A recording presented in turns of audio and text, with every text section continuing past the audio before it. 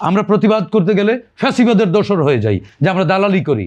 আমরা বাংলাদেশের দালালি করি, আমরা ৭১-এর দালাল, আমরা ২৪-এর দালাল, আমরা ভিনদেশি দালাল না। ২৪ বৈষম্য বিরোধী বাংলাদেশ সৃষ্টির স্বপ্ন দেখিয়েছে, আর ৭১ কিন্তু বাংলাদেশ সৃষ্টির স্বপ্ন দেখিয়েছে।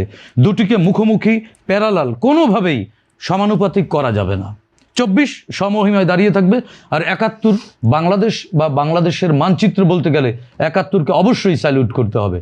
এই দুটিকে এক জায়গায় আনা যাবে না। যারা চেষ্টা করছে তারা, আমি মনে করি তারা এখনও বাংলাদেশ বিরোধী ষড়যন্ত্র করছে।